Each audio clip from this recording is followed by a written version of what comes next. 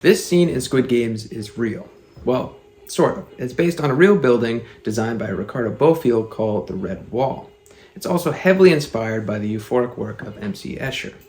Like much of the show, this scene is heavily influenced by its architecture.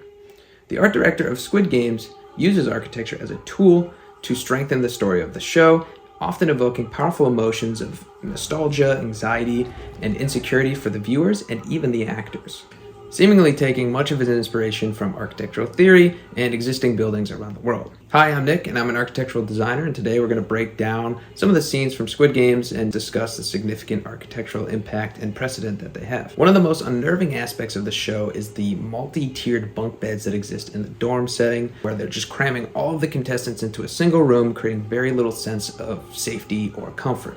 The tiered arrangement of the beds is suggestive of a coliseum, where the contestants are perceived as both the viewers and the participants. As we know, coliseums historically were used to entertain, often in fights to the death, inadvertently foreshadowing what is to come later in the show.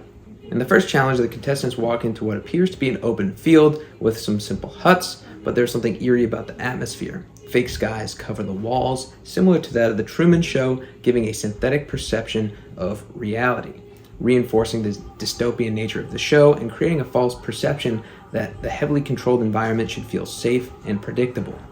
This is almost immediately contradicted as moments later the games begin and the contestants become aware of the life and death stakes at hand. A similar design approach is used in the Dalgona challenge, where the players are once again surrounded by artificially playful walls.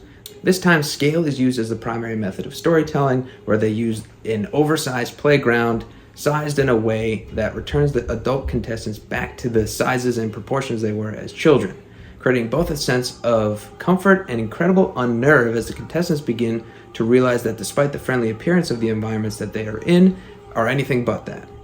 The waiting lounge seen before games 3 and 4 is a large, seemingly infinite textureless space of all white, very different from the more colorful and playful scenes in the show. This empty and limbo-like space invokes an intense feeling of the unknown and, more importantly, the fear of what is to come.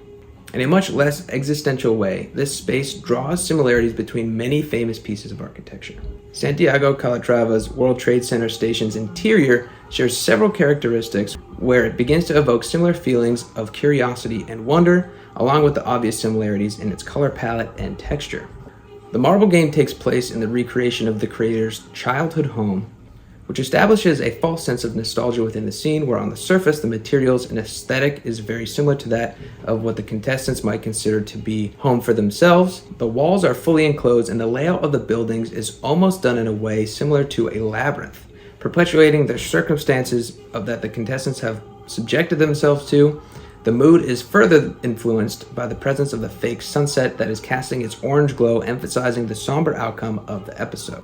In Game 5, the contestants are tasked with crossing the glass bridge, with panels that may or may not drop out beneath them, sharing many similarities of the tug-of-war set, with an intense focus on its industrialism and the direct crane-like appearance, but this time, the room itself is decorated almost as if it's a circus, creating the more obvious connection that the games are intended to be viewed. The interesting aspect of this set is that it's obviously not very scary as a viewer, but as an actor, they actually designed it intentionally in a way to invoke the real feelings of fear. So the panels in real life were set about 5 feet above the ground so that the actors would perceive the real danger and have authentic reactions when crossing the bridge. Ultimately, Squid Games does an amazing job of using architecture to create a variety of different emotions and feelings throughout each episode. Using architecture as a means to tell the story is a compelling and often overlooked component to a well-written script. What other shows do you think do a good job of incorporating architecture into the story?